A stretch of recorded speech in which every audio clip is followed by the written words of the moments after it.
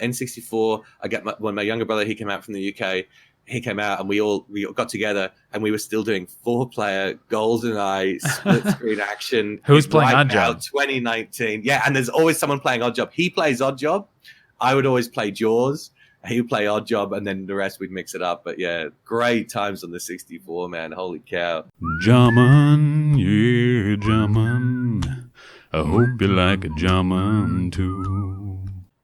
Welcome, one and all, to JhamanCast. This podcast is dedicated to celebrating video games and delivering video game interviews. I adore video games and love sharing that every week. Stick around, I think you'll have a good time. This week's interview is with another World of Warcraft podcaster. He's Juno. He hosts the People of Azeroth Podcast and interviews people and players from all around the World of Warcraft. Before we get to all that, I want to inform you of a few ways you can elevate your experience. I have a number of ways you can join in, be a part of the show. If you're in the U.S., I got a phone number. It's 949-407-9198. That's 949-407-9198. You can call in, leave a message. I have a Discord server if you want to chat with me or other fans of the show. I'll put it in the show's description so you can join easily. Also, you can follow me on Twitter at JhamanTheShaman. Also, I'm on Twitch at twitch.tv/Jaman. With all that out of the way, let's get this podcast started.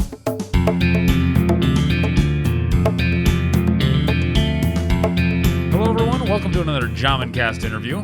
Today, I'm joined by another video game podcaster, another interviewer. He runs the People of Azeroth Podcast, and he joins me today to be on the other side of the interview. He goes by Juno. So thanks so much for being here, Juno. How are you, man? What's going on? Well, it is an absolute pleasure to be here. Thanks for the invite. This is the first time, in fact, that I've actually been an interviewee rather than an interviewer. So we're covering new ground here. So absolutely happy as a dog with two tails to be. Nice. I like it. Yeah. I was like, hey, someone else interviews. Like, I've been doing mostly World of Warcraft players just because I love World of Warcraft. But and like as my circles expand of people I get on, it's been interesting seeing myself just being pushed into World of Warcraft. But I interview tons of people. But you have World of Warcraft, the People of Azeroth. So you really are focused on WoW. So if anyone here really loves WoW, this is a great show for them. That's right. I mean, at the moment, I have to be honest, my spare time, my free time is consumed by World of Warcraft Classic at the moment. I'm absolutely loving it. Since it dropped in August, man, it's just been, I've said to the people in the guild, this has been my best video game memories possibly ever. Wow. So it's really, high praise. A lot of it is to do with the guild. A lot of it's to do with the people there. Like I said, I've said it before in my show, it's probably 60% social to 40% of the actual game itself. So a large part of the enjoyment for me has come from the social element of it that WoW Classic can provide. Yeah, it's been great. I don't know. I think it's taken up, it's removed me from everything. I feel like I'm just going back like 15 years and I'm just back to where I was just like playing like every day. Like, oh, when can I play that? What's my next step? I want to like get my next piece of item, as opposed to like in retail. I kind of just stopped playing because I was like, what's the, like, I didn't have an end goal, I guess. I think that's my real thing that I love about Classic is that there's an end goal that I have. Like right now, my character has like maybe one or two more upgrades until Blackwing Lair drops. And I'm like, all right, well, like my goals are complete. I'm happy. Like this is what I made what I wanted. So and that's a really great thing. Like we're able to relive it, especially with the way that the content is rolling out. We've got these objectives at each phase, and throughout the rest of the year, or I don't know how long the content rollout will be, a year to 18 months, whatever it's going to be. We've got those kind of consistent staggered goals, which is awesome. I was the same as you. I was playing retail right up until the day that Classic launched. I'm not a retail hater. I get a lot of messages. I'm not a retail hater at all. Having said that, I have not logged into retail since Classic dropped, but I was playing it right up till launch, and I was enjoying it. But I engaged it in a much more casual way, whereas now with Classic, I'm not a no-lifer by any means, but if I have free time and if I'm playing games, I'm playing WoW Classic. Yeah. Thinking about it, I played retail up until Classic launched. Basically, I remember I got flying in the new Mechagon and nice. Nazjatar. I still don't have that.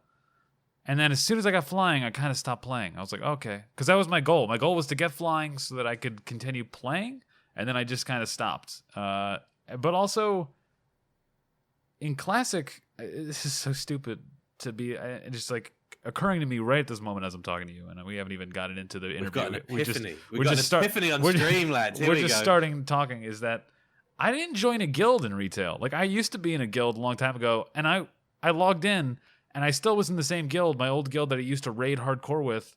And I was like, I don't want to leave this guild because I have so many memories with them. Even though nobody is logging in here, nobody's logging on. I don't want to leave. So I never did. So I just was doing dailies and whatever. And there was no social aspect. And in Classic, like I joined a guild. Like I've met new people. I've talked to new people since August. Like, and I've made completely new relationships with people that I had never met before, which is. And I'm the same. But why is that? Because I've been playing retail. I mean, how long was BFA? A year or 18 months from when I came back to WoW, I took a break from WoW.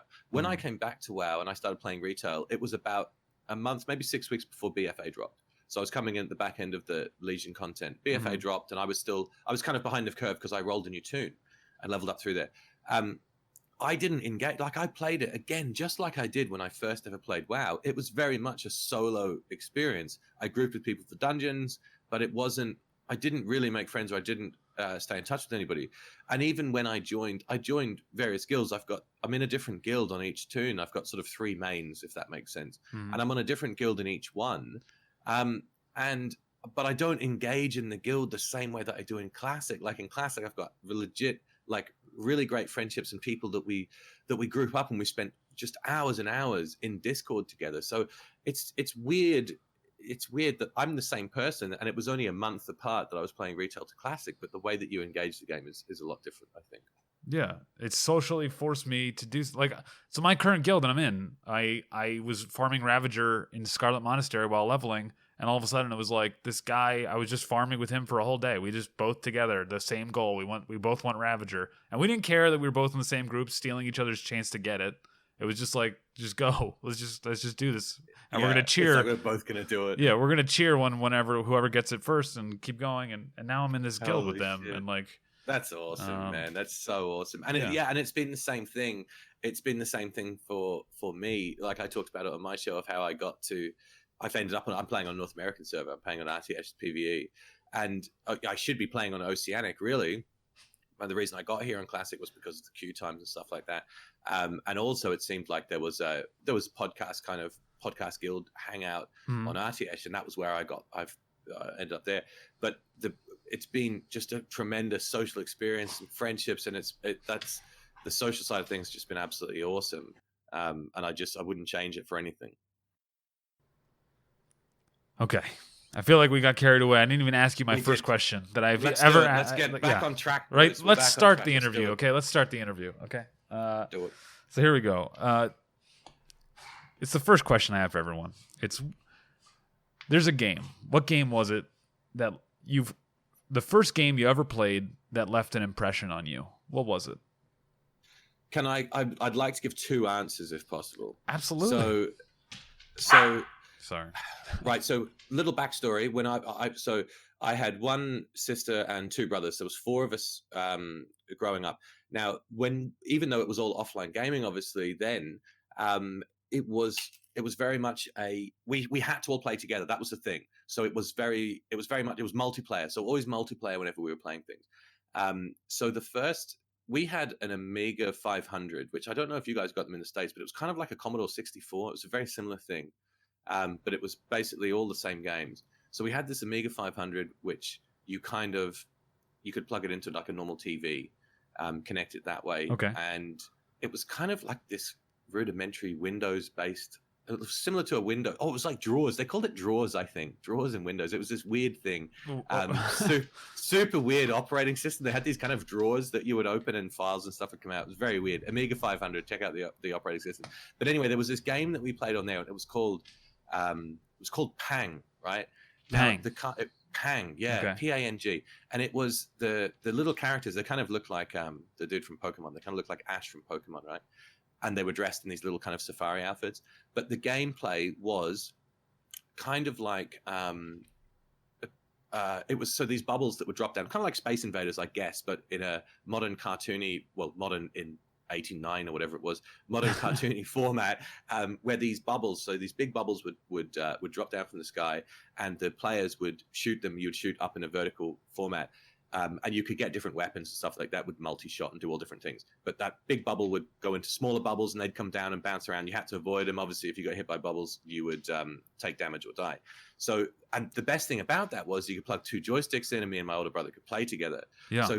So Pang was my first memory of the two of us playing together and actually really progressing through levels. And it was cooperative. Okay. It was cooperative. And back then, I mean, so 2 joysticks, 2 brothers side by side, and you've got 2 little characters.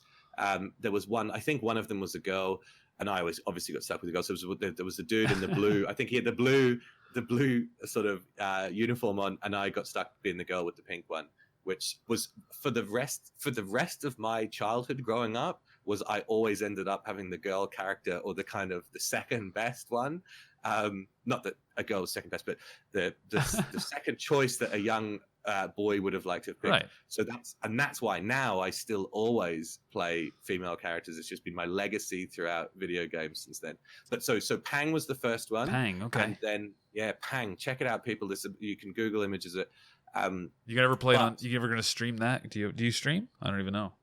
I don't stream myself, but I participate in one of my guildies. She streams, and I stream with her. I've thought about it. Maybe I will someday. You can play Pang on stream. I could play Pang on stream. Maybe I'll get my brother over and we could redo it again, relive the memories. Yeah. But my second, this is a powerful video game memory from my childhood, was when randomly, my old man was not into video games really at all. Yeah. But randomly one day, I don't know why, I'm thinking this was probably in 89 or 90 maybe, he came home one day with the original Nintendo, the Nintendo Entertainment System. And I know it had been out for a few years. I think that came out maybe 86. I don't know. 86, 87, depends on the region, I think. But either way, when we got it, it was really fresh. Like in 89, it was really fresh. And I remember playing Mario. We connected it to TV, and we thought it was amazing. We thought the graphics were incredible. Yeah. Compared to it was a massive jump compared to the Commodore and the Amiga games. And I remember playing Mario, and whenever your kids, you're holding the controller and you're trying to jump, and you're moving your body and moving the controller. Yeah. Oh man! But I remember being blown away. That Mario was a super powerful memory for me of playing original Mario. Yeah, a lot of people talk about the Nintendo Entertainment System, and Mario, I think, is one of those games that have so it was programmed so well to the control of your character was so fluid and so, just you knew exactly what he was going to do and how it was going to work when you pressed the button. It operated great, and it never changed. Your character didn't switch until the water levels, and then that's why everyone hates them. Yeah.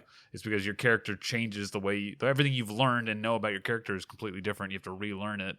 It's this innate sense.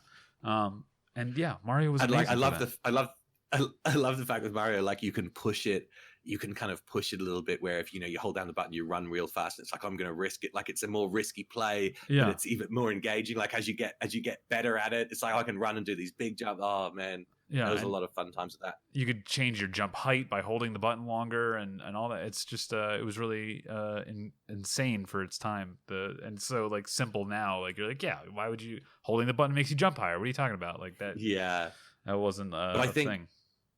And that was very much a solo experience. I think we used to just take it in turns on deaths, I think, or maybe playtime. I can't remember. But then I think when Mario 2 came along, we didn't actually buy it, but I used to borrow it. I used to swap. We used to swap games with our friends back then. Yeah. And I swapped something else and got Mario 2.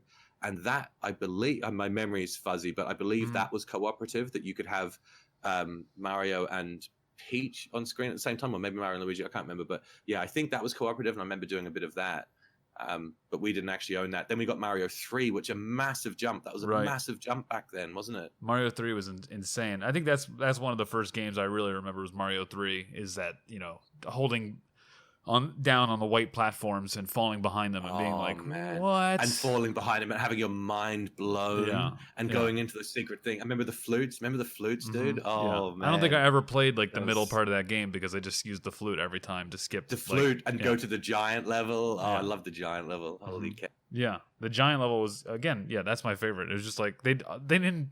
It's funny going to that. I was like, my God, they're all huge, and all they did was make the pixels larger, or make the sprite larger, upscale everything. But it was mind blowing, lads. Yeah. Mind blowing back then. Yeah, holy cow. And then it's funny. I think one of our biggest things, and for me growing up and my family is always, and I was when you said your dad was bringing home a Nintendo. Did he play with you guys?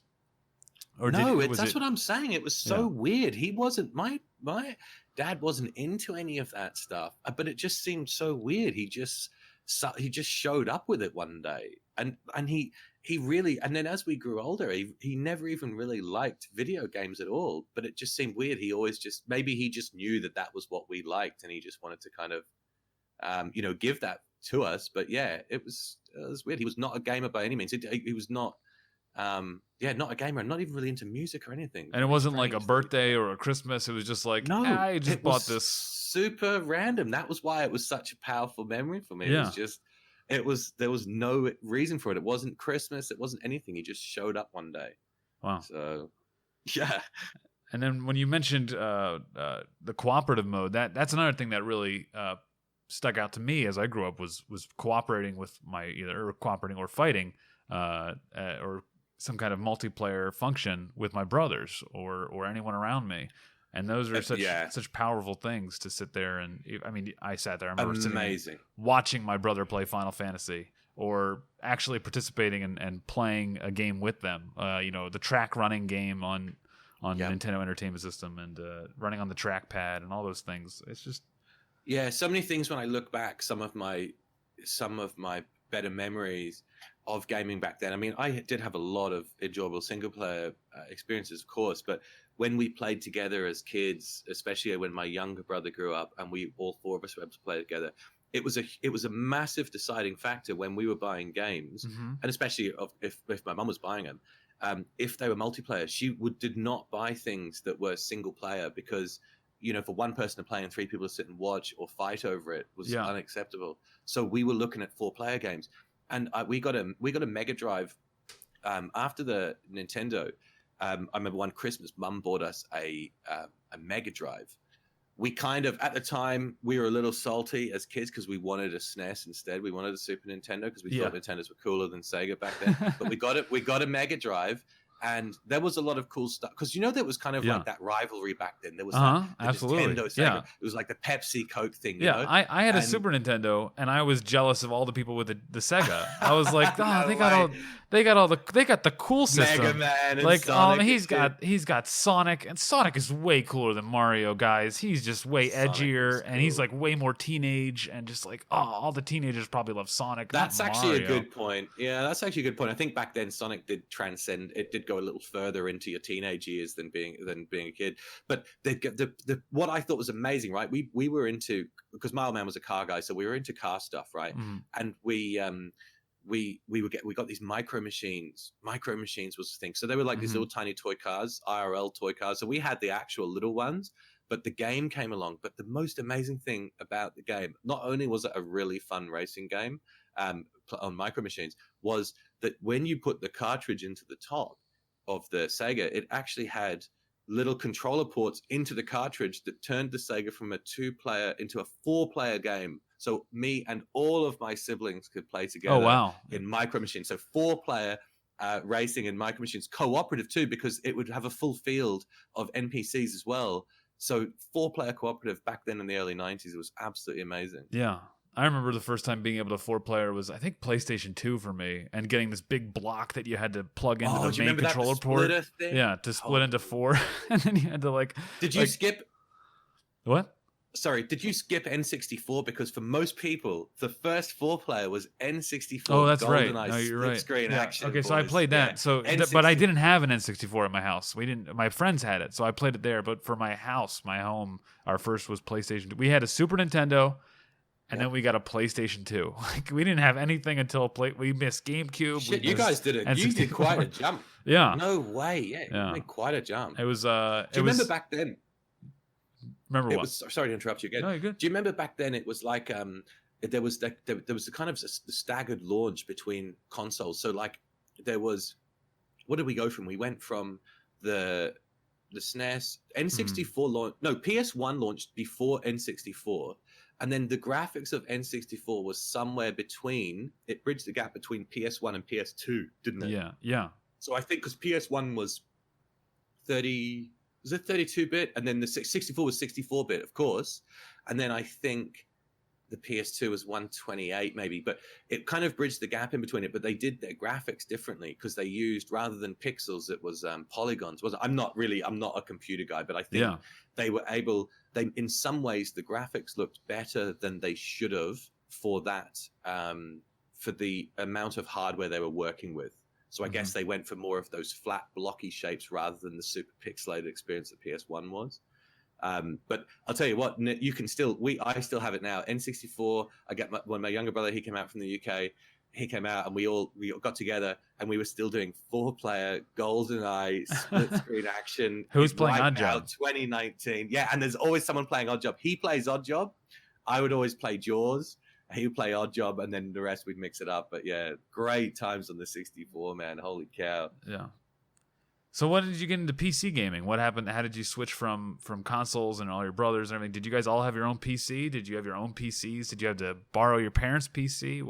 How did that happen? PC gaming, when did that start? I'm going to say PC gaming started for us in, I'm going to say, actually, no, I need to go back. I was going to say 98. No, before that, we had, when we were kids, this was going back to say, the early to mid 90s, I'm going to say 94, 95, my aunt gifted us a computer that was, left over from work or whatever. This will tell you how old this deal was. This was the Windows 3.1 operating system. Okay. That was what this deal was. It's old school. We didn't even have a mouse initially. But back then you could navigate through F keys shit. Right. Yeah. You could still do that, by the way, but nobody knows how to. Nobody knows how to. Yeah. So you could actually operate it without a mouse. But we did that. And honestly, we got a mouse.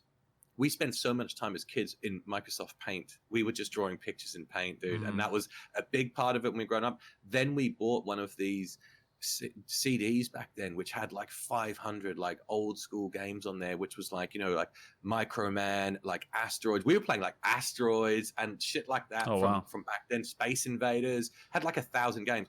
And the first thing, I remember me and my brother getting hooked on this. I don't know if anybody will remember this. There was this game called Castle of the Winds or Castle of the Winds, right? And it was like a text-based, I'm not going to say text-based RPG is what it was. And it was super basic, but somehow we got hooked on this to the point that me and my brother were pretending to be sick off school, to get off school to play this game. And that was probably my first RPG experience. And I'm going to call that my first PC gaming experience, where we put hours and hours into this kind of rudimentary Diablo type of text-based experience. Yeah, I remember my cousin used to make games, and he would make games like that with the text-based, and he'd be like, "You found a sword," and you're like, "Oh, yes. Wow, that's great! I found a sword. What does it look like?" And he has to like describe it to you. There's no images. There's no images. I remember this one. You had a little avatar, like a still image avatar that you would move along in, and I guess it was a turn-based thing. Like if you moved one square, then it wasn't a timer or anything, but then an enemy NPC would move. And we got to the final boss after everything that we did, everywhere we went through, we got to this final boss. And when you describe it, it's the most boring thing you can possibly imagine. There was this this one square avatar of like this dragon demon boss. He's in the center. You enter the room, you move over a square, he moves over a square, you get close to each other, you stand right beside each other. There's absolutely no animations at all. But then the combat text starts scrolling. It's like you swing and you miss, he hits you for this, he does dragon breath. And me and my brother are on the edge of our seat, like watching our health and mana. We're on the edge of our seat. It was the most intense gaming thing ever at the time. And when you look, if you were to watch it, it's just two avatars beside each other and text scrolling describing what happened. And we actually beat this dude and got some fat loot. Wow. And then, I mean, I guess you can do it again faster and faster each time, I assume. I guess Get so. to see your pixel. Yeah, so bad. Get on a dude. leaderboard, see if you can be like the number one, see how much Yeah. you can maximize your stats. Oh, man. But something else I didn't mention that I got, this was probably the first time that I got obsessed, absolutely obsessed with the game, was the original Pokemon. Now, I didn't have a Game Boy, so I was doing it back in the emulator. I had an emulator, like this DOS-based emulator on the PC. Okay. And a, illegally downloaded version of Pokemon Blue. And it was an absolute nightmare to set it up and get it operational. Wow. It was so buggy, but I figured it out, and I was playing Pokemon Blue, and I got so absolutely obsessed. I think this was 98, 99, so I was 13 at the time, and it just hit me at a time in my life where it was just mind-blowingly awesome to play. For me, it was just the most awesome thing. Yeah, collect them. Wow. Yeah, and just playing through it, just in that. And it was kind of that discovery, like that was my first ever RPG. This was pre-Final Fantasy and everything for me. And the way that I kind of played the game, it was so scuffed. Like I took the Charizard as my first Pokemon, and I didn't train any of the other ones. I just had this over-leveled Charizard that I used for everything. It was like 10 levels over, and I just had this one that I used for everything, which was great, except the first two gyms were not fire friendly. Yeah. And I persevered with this Charizard, even in Misty's gym. And I'm just getting melted by these water Pokemon. I think I had the Butterfree. I got Butterfree. And then I was just still persevering with this Charizard, man. And even by the end, it was still this one epically powerful Pokemon was my strategy in that game. Right. And then I perfected RPG playing then when I went into... I missed Final Fantasy VII, but I went into 8 and I got absolutely hooked on the series with 8 on, 8 is one I've never played. I need to go play that one because I played 7. We had the 8-disc CD set, I think, for our PC, which was like nice. It was like, all right, you're done with disc 1 after an hour of playing. Like, oh man, put in do you disc remember 2. that? And you're like, do you remember that? Oh god, we gotta go back. I really regret that I didn't play 7 when it was current, because so many people I talked to, it's still like they say it stands up today. They say it was the best one ever. People, I don't even know, like I know the characters from hearing people, but I don't know them like they do, and that's one of my regrets. This might be controversial, but I think it's overrated. Oh, do you think? Okay, okay, all right. I love 7. I'm not gonna say like it's bad. It's a great game. It's really enjoyable, but like it's really cliche. It's like super. It's a good game. Yeah. But that was at that time, wasn't it? That was the storytelling, wasn't it? They went with those basic stories. Sephiroth's like this anime boy. Like, come on. Like, I get it. He's edgy. He's an edgelord. We get it. The main character's an edgelord. We get it. He's Cloud. Yeah. Okay. I don't want to hate on Final Fantasy VII. It's a great game. It was amazing playing it. We were just like, what is happening? What is happening when we were playing as kids? We were just like, this is insane. But like looking back on it, I'm like, oh, it was good. It was good. And I'm excited. I'm super excited for the remake. I want to play that, of course. Hell yeah. But of all Final Fantasies, Final Fantasy IV is my favorite Final Fantasy. It's on the Super Nintendo. I think maybe it's just me because I have this huge like emotional connection with it. And I remember playing it as a kid. And then Final Fantasy VII was like, okay, we get it. You guys are trying to be cool with your dark beams and your smoke and your big giant swords. We get it. But I think that's part of my, that it takes away from some of the replayability for me is with, like I was going to say with 8, for example, if you play it now, like if it's not remastered or anything at all, it's super pixelated. Like at the time we thought it was cool because you were going from the cartoony graphics of the Super Nintendo into PS1, and we were like, holy shit, like mind blown. But it's super pixelated now. Like, I don't know if I could actually enjoy it because of the graphics. Like, I feel it would just take too much away from it. Maybe. I don't know about the I think I played some Final Fantasy VII recently, and it still holds up pretty well for me. I just like, this is, I get it. Like, I give it especially because when you go into the fight scenes, your character becomes higher definition during the fight scenes, and then in the overworld, you're less, like, you're like really blocky in the overworld, but it didn't mind. I know people liked 9. A lot of people. I played 9 immediately. Like I played every Final Fantasy after that. I did like 9. Some of the characters I didn't resonate with. I did like the look of the little mage dude, where he had like the dark face with eyes. He kind of looked like the Sand People in Star Wars, but in mage format.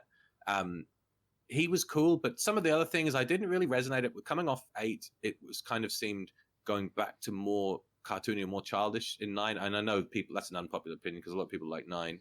But dude, when 10 dropped, holy cow. 10 was my jam. 10 for was? Sure.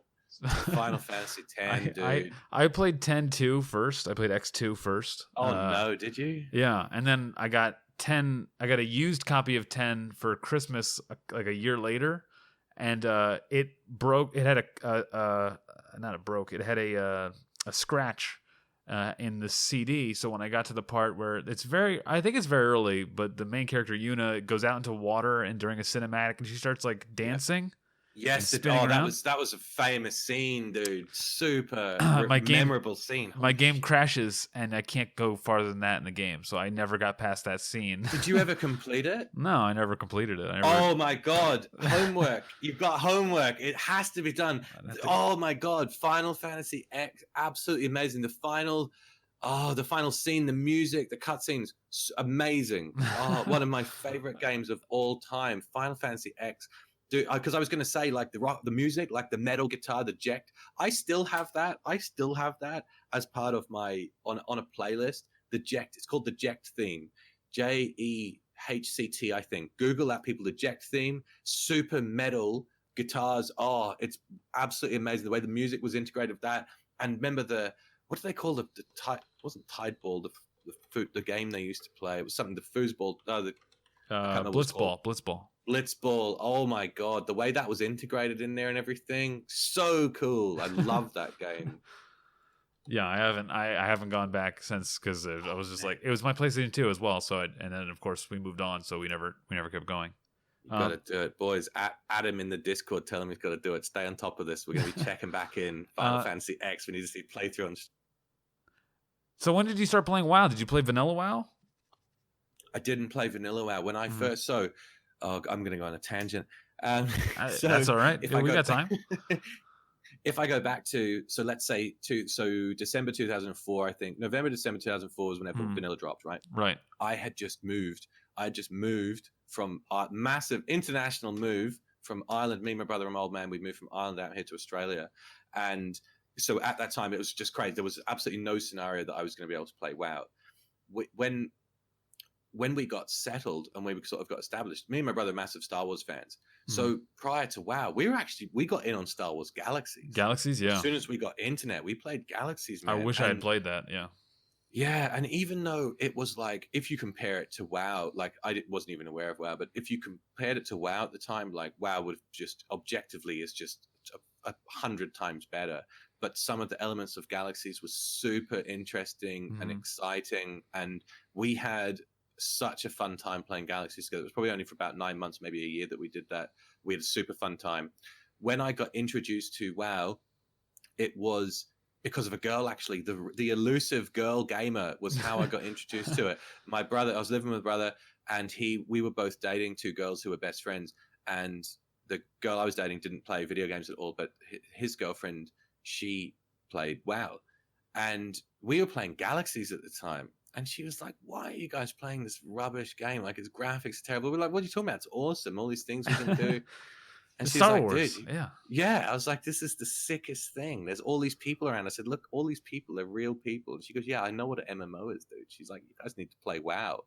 I was like, World of Warcraft. I said, I heard of this, but I don't know what it is. So we fired it up, and I think there was a trial. I think you could play to level 20 maybe for free back then. I can't remember. But we both had separate PCs then, because we've been playing Age of Empires and shit like that. So we fired up WoW, and oh my god, immediately hooked. We played Horde side because that was what my older brother wanted to do, even though I wanted to be Alliance. Around what year was this? Was this what expansion? This was in the final 3 months of BC. So okay. I'm going to say, what would that put it? Like Sunwell. 08 or 09, something like that. Okay. I'd say, yeah. And that was whenever we got into it, because I remember I was still leveling just before I hit cap. Wrath dropped. I just realized in my head that you were like, I was like, what year is this? And you told me, and I was like, okay, that's this patch. And I didn't care anymore about the year. I was just like, what was happening when the Sunwell was around? Like, I think, like in my head, I'm like 2008, 2009. Like, what year? It doesn't matter what year it is. Sunwell was out. That's the time frame. That's your reference. But that point. And for me that wasn't. I never got to do that level. Yeah. So but that was whenever I got into it, and I played WoW. I mean, as hardcore as you can be, as hardcore as a scrub can be, was what I was. I played it very much like a solo experience. I didn't engage in guilds or anything. I didn't really interact with it properly as an MMO, but I really loved it. Loved the artwork and everything. And I played right through Wrath and everything. Cataclysm dropped. I think I was playing a hunter at the time, so there was a lot of changes. There was global changes to the game when Cataclysm dropped, man, beyond just the landscape. It was, in fact, it was absolutely earth-shattering changes. Yeah. And around then, we had some serious SWTOR hype, me and my brother, because SWTOR was coming out. We were following it for 2 years, like forums. There was forums going for 2 years before that game dropped. The official website was up. People making guilds and shit a year out before it dropped. We were so hyped. We'd come up with all the classes we were going to do and everything like that. And whenever SWTOR dropped, I remember WoW was bleeding subs back then, because I still remember doing the exit survey. And it's like, why are you leaving? Are you going to play SWTOR? What would you like to see change? And I remember I gave him such a harsh assessment on my exit server. I was like, I am never coming back to your scuffed game. SWTOR is life. This is where I'm gonna be. It's like, will you ever return? Never. And then here I am. Sorry, Blizzard. I've come back with my tail between my legs. Well, they didn't add Jedi yet. That was the problem. You were like, I am leaving. There are no Jedi yet in World of Warcraft. Please add Jedi.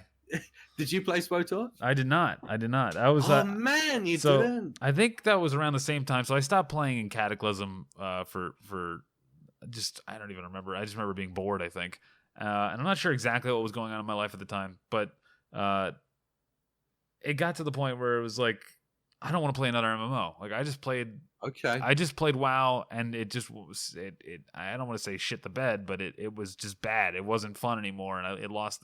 And I don't want to put that much time into another MMO. And I don't know why SWTOR I was scared of, or maybe I just didn't want to pay a subscription at the time. I was like, I'm done paying. I'm done paying for subs for things. I'm not paying a subscription anymore for a game, for an MMO game. And free to play, I don't want to touch a free to play game. That doesn't sound like a there's something sticky and icky about free to play. I don't want to play those. But yeah, so I never played SWTOR. Even though again, same. I wish I played Galaxies. I wish I played SWTOR. Yeah, I mean, at the time, I have to that was again just some of my best gaming memories ever. Was through the initial progression through SWTOR was just absolutely amazing. I had a lot of real life friends playing it. I've got friends. I've still got people on my Facebook that we all played together back then. And even the amazing thing was when we all quit. I mean, we played it hardcore. I think for 4 or 5 years, maybe even more, longer than 5 years. And what we did was, even when the guild fell apart and people stopped playing, a lot of IRL issues. My brother had a baby. There was things like people just like, oh my god, I don't have the time for. He had a baby. Doesn't he? Baby, and it affected the guild. It started to affect his game. Doesn't he understand his decisions have consequences? That's right. Yeah. So, but what we did was because then whenever it went free to play, this worked out. But what we did was every year we did a Christmas reunion, and people would jump on. We scheduled one night. And everybody jumped back on every year, and we PvP'd for about 6 hours straight on our old tunes of the old guild back together. We did that for about 3 years in a row, these Christmas reunions, and we took a ton of screenshots and everything. And it was absolutely amazing. There was a lot of things that SWTOR did well. There's a lot of things they didn't do well. And people, the same as you said, when they went free to play, what was starting to bug people back then, to a point, WoW was still guilty of it. ESO was the same. Was the double dipping and the triple dipping. So you had the triple A box price of $100 game or $120 game, whatever it was. Yeah. If you bought the collector's edition, whatever, to get the free shit that everybody wanted. So you've got that. Then you've got the subscription model put on top of that. So they're pushing it already. Yeah. And then SWTOR went a step further with the cash shop, which WoW actually is the same, because they do have a cash shop. It's not essential, but they do have a cash shop too. So it's like they're triple dipping, and a lot of people really didn't like that. And SWTOR went a step further than WoW, which and a lot of people took issue with, where they're stacking. It was RNG, and it's basically gambling. So for a lot of the things that you want to buy, it's these random loot boxes, man, but you're buying them with real life money. If you want to get like there'll be some elusive, like some rare mount, right, that will drop, for example. And it only comes out of these loot boxes. You can't buy it separately. You cannot pay like what WoW does. So you have to buy like 1 million of these loot boxes. Most of them will just have crap and junk in them. Sometimes you'll get something cool. You might get the mount. But it's like you can end up paying. Like I remember once, like I did it once. Because I was going to go out. I was going to go out like back in the nightclubbing days. Like crikey, I was going to go out to the clubs with the boys, buy some drinks and shit. And I knew I was going to spend like $150, something like that. I'd end up canceling because I think it was raining or something. So I was like, well, fuck it. Oh, excuse me. I thought it's all good. I was like, I'm going to spend this anyway. So why don't I just pump a bit of money into SWTOR? So I bought like $125 worth of these loot boxes. Didn't get jack shit from it. Wow. And I just thought, like, at the time I didn't care because I thought, yeah, it's a Friday night. We're having a good time anyway, whatever. And I'm supporting the game because I was drinking the Kool-Aid hard. Yeah. But the gambling element of it, I just think it's so scummy now when you look back on that. Absolutely, yeah. I mean, do you imagine it's like paying for Baron Rivendare runs? You're like, all right, I'm going to pay money, and then we'll see if the mount drops. It didn't drop again. Yep. And like it's instant. There's no trial or skill involved in trying to get that mount, but you're just paying for a chance at it, and like it's never gonna happen. Do you know what's even more scummy? Is that once I actually got this super rare lizard mount, kind of like I'm trying to think what movie it is, in the Star Wars movie, where memorable scene where Obi-Wan is on that lizard mount, like running up the cliff real fast and everything. Yeah, so sick. They brought that mount in, right? Yeah, and it was that sick. It was awesome. So I'm like going through loot boxes like a fiend to get this thing. I get it. I was going to equip it, and I check on that. Oh, actually, I did equip it, and I was lucky enough. Another one dropped out of all these loot boxes. I'd done like $100 on. Yeah, separate to that other night I talked about. Now I checked on the auction house. These things were then like 2 million, so you could sell another 2 million credits, like which was a shit ton of coin. Yeah, and I hung on to this thing, and I couldn't decide. I was like going to sell it. I was going to give it to one of my mates. So I hung on to it for a little bit. Literally a month later, they made that mount purchasable for like $25 flat fee purchasable. So it just completely undermined everybody who had busted their ass to get this super rare shit. And then that became a pattern. The things that were rare 3 months later was just purchasable. So it just completely undermined it. It was just super scummy business model. Yeah, I mean, there was I remember other games that would do that, but they would make it like, this is premium, like you can get it for the first month. But it was upfront about it. They were like, for the first month, it's exclusive only to buy, or you can wait to purchase it with in-game currency in a month, and so people would pay for it early. It's fine. But they were upfront about it, those games. That doesn't sound like Star Wars was. No, they were super scummy about it. But that was another one of those games. It was the first game that I'd PvP'd hardcore in SWTOR because I always wanted to PvP, but back in the day in WoW, I flat out wasn't good enough. And I had entered a game where people were like veterans, man. Like they've been playing for years, and I had just entered it. Yeah, you got into the arena culture. So like at Burning Crusade, and everyone was now like focused, like because when in vanilla and even in classic now, PvP is like a thing. Like people are focused on it, but it wasn't like, how do I get good at being PvPing? Like nobody thought like that. It was just like, let's go into Warsong, let's go into Alterac Valley. But by arena time, now people are thinking like, okay, how do I get good? I have 3 people, I have limited resources. I have 5 people, I have limited resources, limited cooldowns, limited abilities. How do I get better? And they have to like actually meta game and like figure out what people they're bringing with them and what their cooldowns are and how do they balance a team comp and stuff. And so like in vanilla, I don't know, maybe there were people that were like balancing team comps for Warsong back then, but I imagine, I don't know, maybe, but not the majority of the player base. Right. Were they? I don't And think. so arenas force the game and force the player base to reevaluate every person you bring into a fight and like how you approach PvP. So by the time you get to the top, they've already had how many seasons? I don't remember how many seasons were in Burning Crusade, 3 or 4 seasons. We're on a different on a different level. Yeah. I'm talking about I was such a scrub, dude. I'm talking about keyboard turning, backpedaling. Right. I'm in Warsong Go. I remember in WSG and someone's like, people like, oh, get on the FC. I'm like, what's the FC? Right. Like, literally. Exactly. That's the level I was operating with. And I'm saying, and the upper echelons are all the way up on top of arena and they're looking down at you. And this huge gap, this massive gap between you and them. That's what I'm And then so whenever SWTOR came along, I was like determined to PvP, and I did from the start and got to know it, and I became a good PvPer. But that was the first game where I was exposed to the season kind of thing.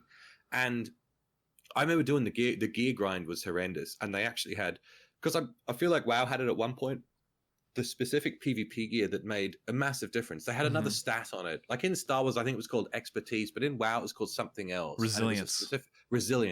Specific PvP stat. And it was a huge thing. If you went in, there'd be some people that would have like full best in slot PvE gear that would have massive upgrades on stats than us PvPers. Yeah. But when they went in, they were missing out on the resilience stat or the expertise, which ended up being, I think, when you were capped in expertise, it was like 48% damage reduction or some shit like that. Right. It was huge.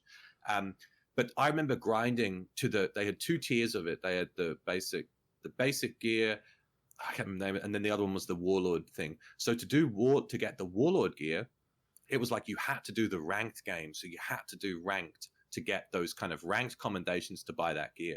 Now, I grinded for literally 2.5 months to get full set of ranked, and I got to enjoy that for about 2 weeks.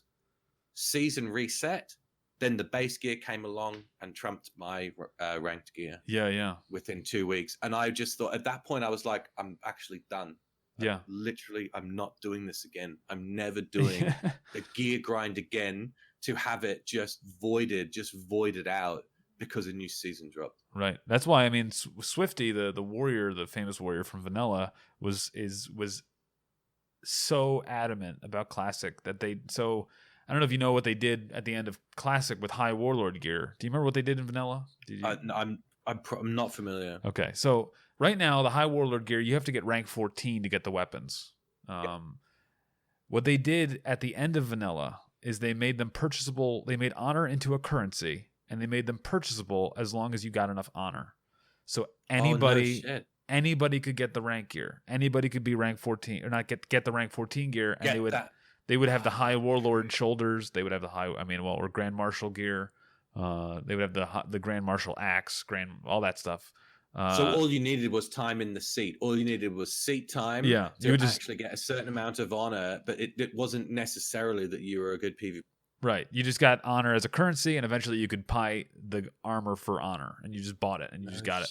So all these people that had done the rank 14 grind, imagine now if everybody that's doing the rank 14 grind found out that all their 3 months of work, of playing for 80 hours a day for 3 months, if they found out that anybody else can get the same gear as them now for just like time. There's like, they don't even have to be on for it. They just played. Not even like, they're not even ranking against anybody else. It's not limited. It's everybody gets it. Everybody gets it. So that's what they do. So Swifty was really excited about Classic, but he was like, please, dear God, do never release the honor gear for don't do that Burning Crusade pre-patch. Do not do that in the Burning Crusade pre-patch. Even though the gear was now useless a couple weeks later because the Burning Crusade came out, it was still like, wow, that sucks. I mean, it still undermines the grind. It still undermines what those guys went through, doesn't it? And then having said that, the current state of the PvP meta in Classic is not ideal either. Right.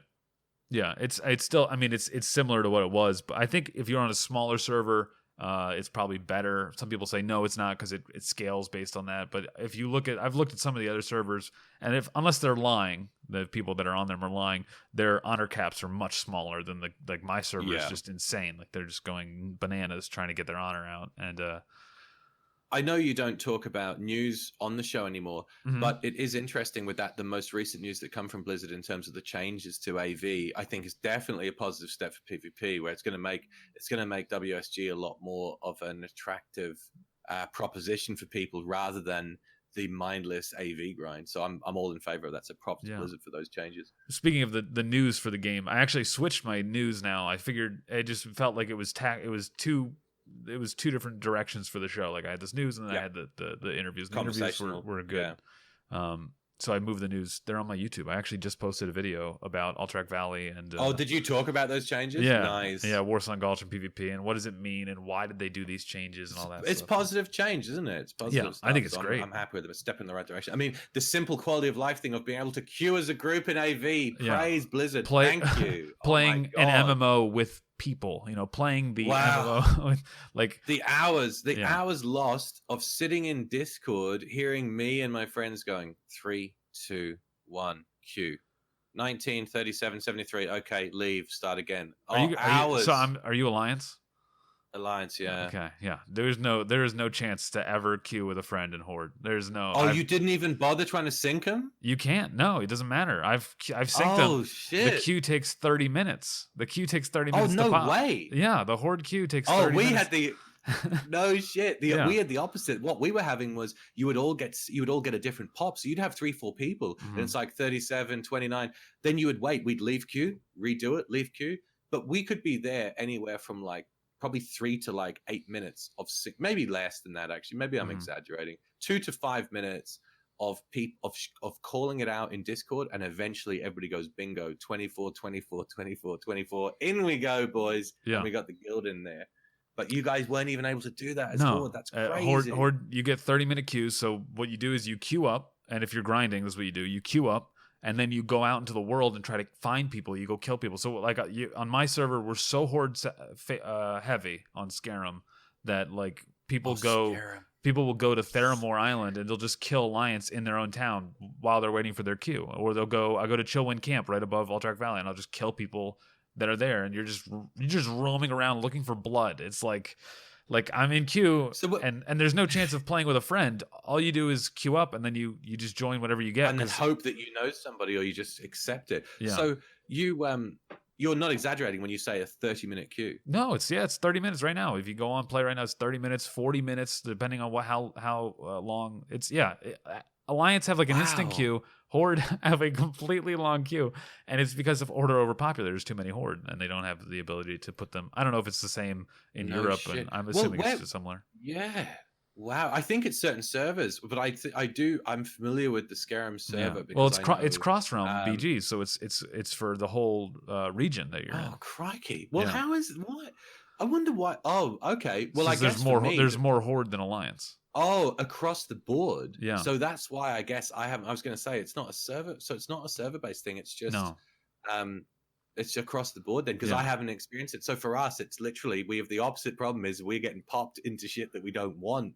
Yeah. That's so crazy. Yeah. So crazy. And the other thing about it is that the Alliance get these instant queues, so they want to finish the game as quick as possible.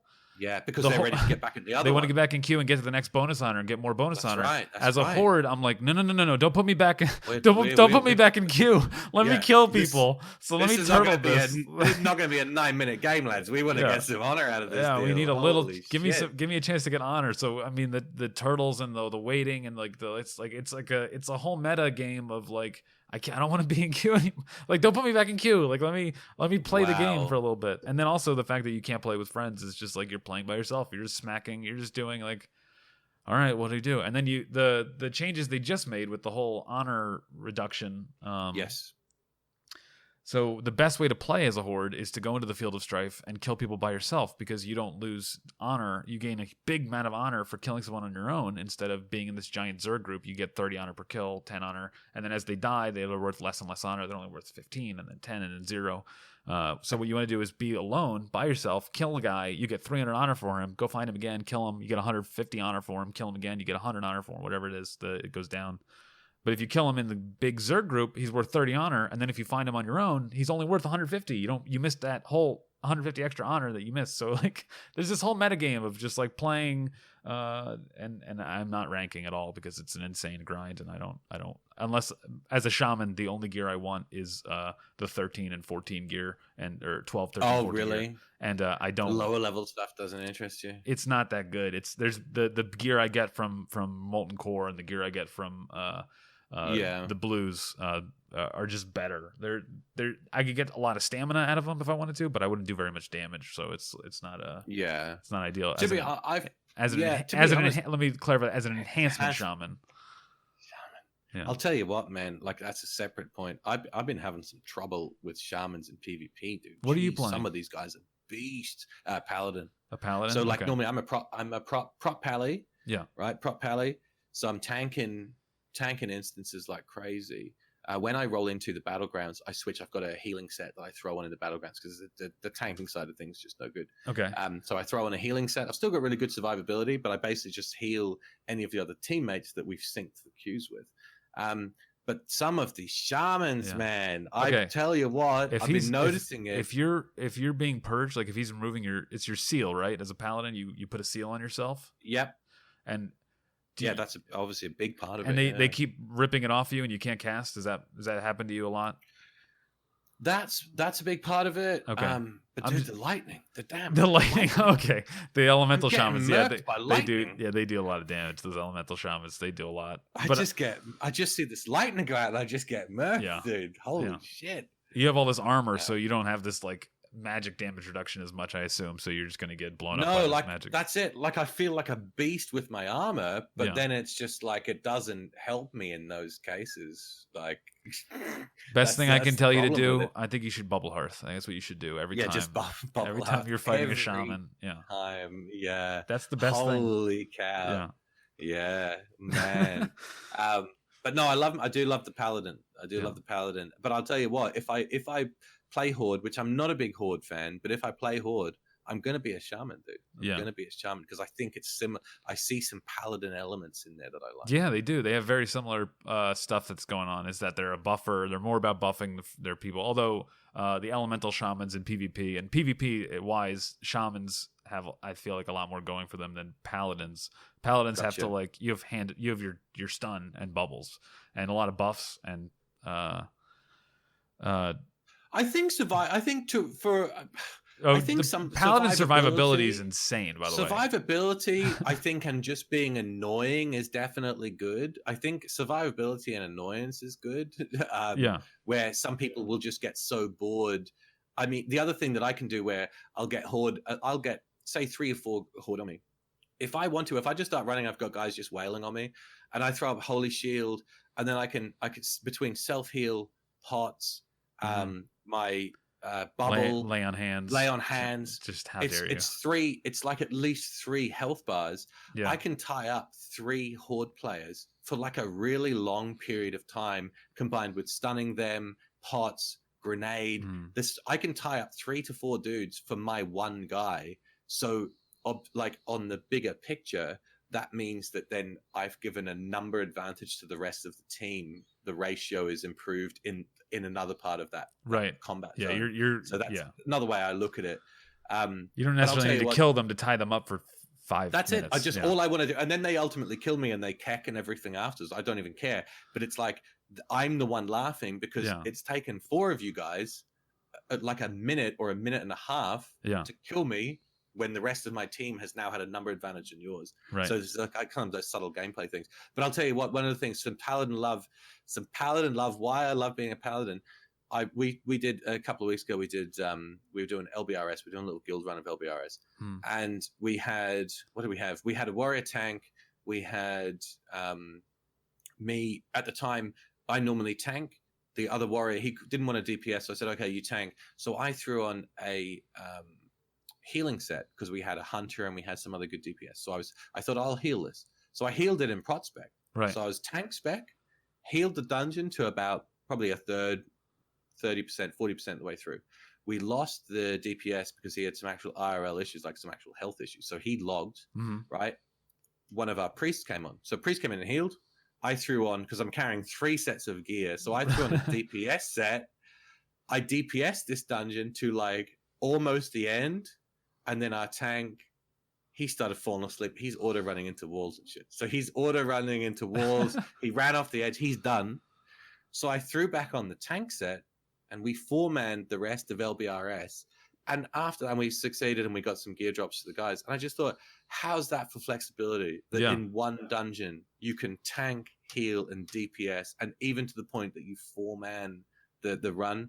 That's for me is when that's a memorable gaming moment, and like the class fantasy for me, everything comes together and I just feel amazing. Yeah, I feel great. I've tanked stuff on my shaman. I've healed. I have the same sets. I just switch over whenever I'm like, all right, I want a DPS, but if we don't, because there's no tanks right now for I don't know about your server, but on my server, all the tanks are like, I got all the gear I need. I don't need to tank anything.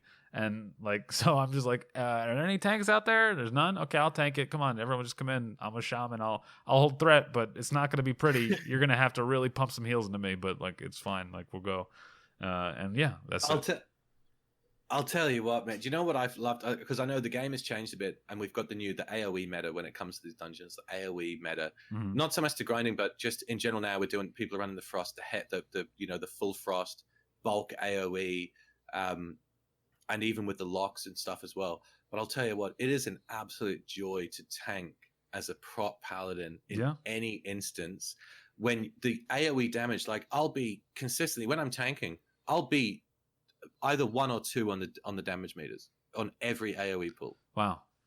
It's absolutely insane. I'll do about 70% of between 60 and 70% of what a mage will do. I'll do an AoE. Now, fair enough.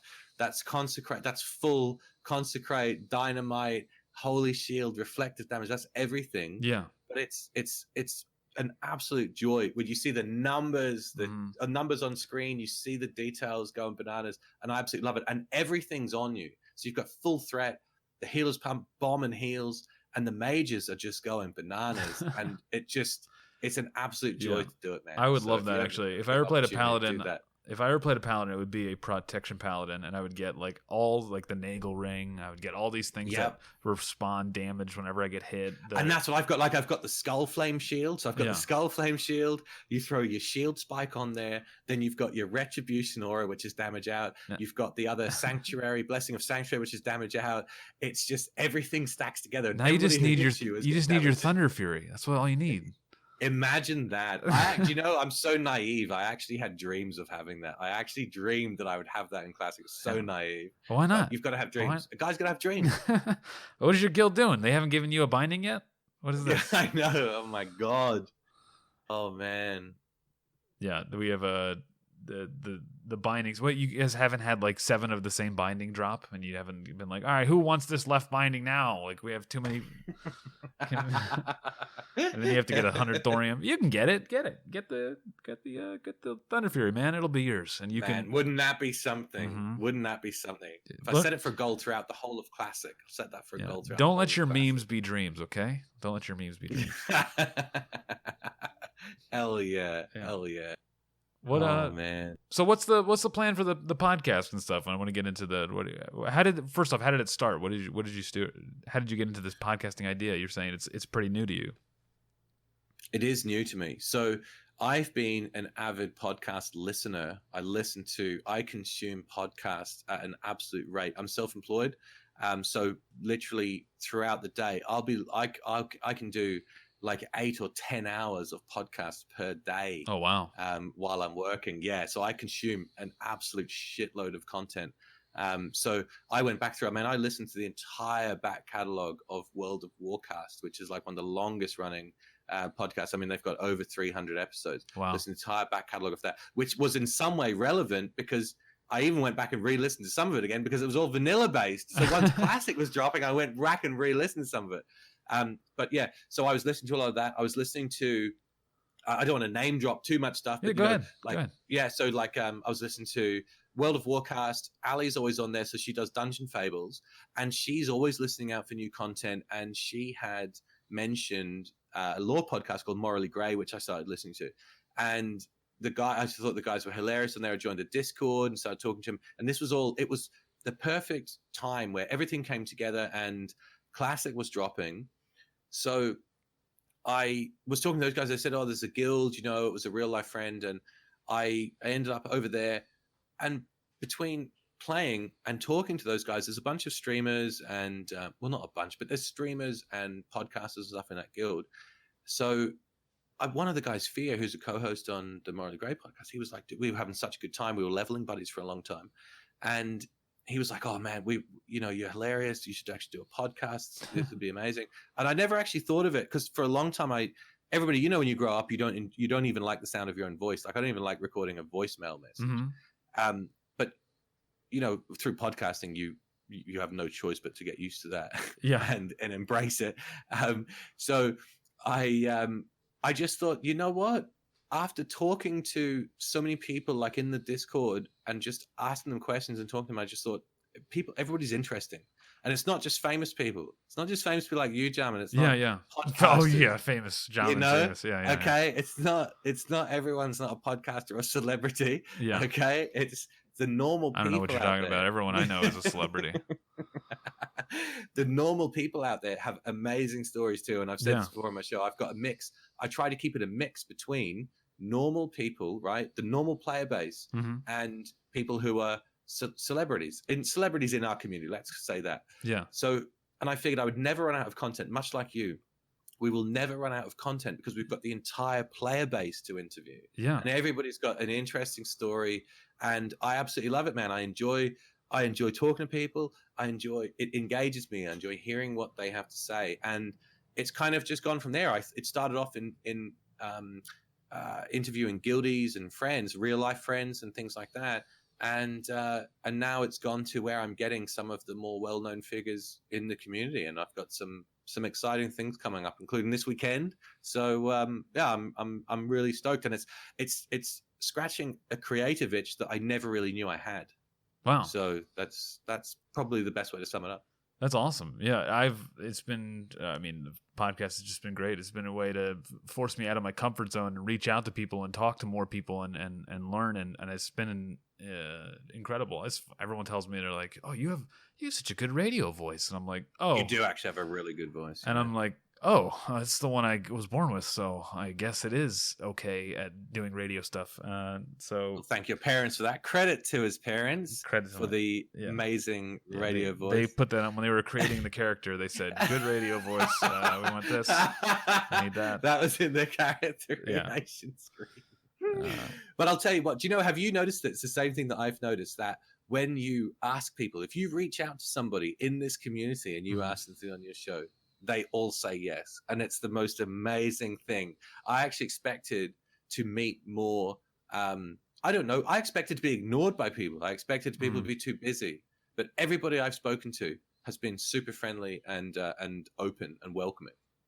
Most people have. I think I've reached out to some people that are a little too big, and I'm like, and they have ignored me. But like some of the people that I actually enjoyed talking to, they've all been really immediately. Yeah, let's be on. That sounds good. And the people that are the hardest to get on are the people that don't have a show and don't have a Twitch and don't have a podcast. And the people that I want to talk to, like I've reached out to a ton of the people that are ranking on my server and said, hey, good idea. Actually, I was like, hey, you're running for rank 14. Like, do you want to come on? And I had a guy come on last. So it'll be the one episode before this one for anyone who's listening to the actual episodes. Now, it'll be the one before this. His name. Oh shoot, I just had his name. Well, it's because he changed his name because it was his. Hold on, let me look it up here just so I can. We'll get actually. He went by Furburger. He was on Reddit. He debotted these people. He was one of these botter people. Oh shit! I've heard of something like this too. That's awesome. He invited the bots to his group, and then he gave them a bunch of dishonorable kills. Yeah, and so it turns out I heard about that somewhere. Maybe that was on your show. I did it last Wednesday, I think, for anyone who's listening live. Shit. Well, that is actually where I heard it then. Okay, sorry. And so he was on, and it turns out he's ranking to 14 as well. So I got that. I didn't have to worry about it. I was like, oh, perfect. Like I've been trying to get a person who's ranking to tell me about their experience. It's been so interesting. Cool. And but the people who are hardest to get are the people that have no, like, I don't know why I should be on a show. Like, I'm just a person. Like, I don't know what this is about. And I've never heard of your show, so I don't understand what it is or why. So I'm just going to say no. And that's what, so the people that aren't looking to, not promote themselves, but are uncomfortable speaking and being on a platform are usually the people that are, and that's fair enough, isn't right, it? I mean, exactly. it's not for everyone, isn't it? Yeah. Yeah. Anyway, so yeah, that's exciting. I'm glad you came on. We've been going for an hour now, and I think that's a pretty good time to start calling it. Yeah. Is there any time goes fast, doesn't it? Is there any way people should know where to find you? Is there any stuff you want to tell anyone who's listening? Yeah, I'll make it quick if that's cool. Or long. So whatever. yeah, you can on Twitter. So plugs incoming. On Twitter, People of Azeroth 1. On Twitter, it's a little scuffed. I'm going to change that one day, but that's what it is for now. People of Azeroth Podcast at gmail.com. I'm in the Jaman Discord, the Jam Fam Discord, Jamily. I'm in there. You can find me in there. Juno Eclipse. I'm in all the Discords like that. We've probably got mutual servers. At me in the Discords if you want to talk to me. And that probably covers it. I mean, if anybody ever message me, reach out to me, voice chat, whatever, I'm always up for it. If you've got anything you want to discuss or comments, questions for upcoming shows and things like that, or just feedback in general. I mean, I love engaging with people. That's it. I'm not a celebrity. I'm one of you people. What? And I love engaging. Why are you on the show? You're not a celebrity? I'm not famous, lads. My I'm God. not famous. This guy, he snuck under the door. Sneaked in. Yeah, that's right. That's right. Oh, man. But no, and on top of that, I would just like to say, listen, thank you so much. I really appreciate being on here. It's the first time I've ever been invited to guest on a show, so I feel absolutely honored to be here, to be on a show with some actual professionalism, editing, sounders.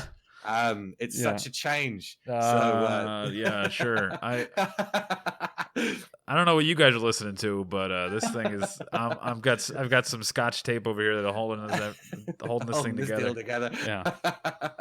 But no, I do really appreciate it. The time absolutely flew as it always does. So absolutely. many thanks. All right, thank you, Juno. Thank you for being here.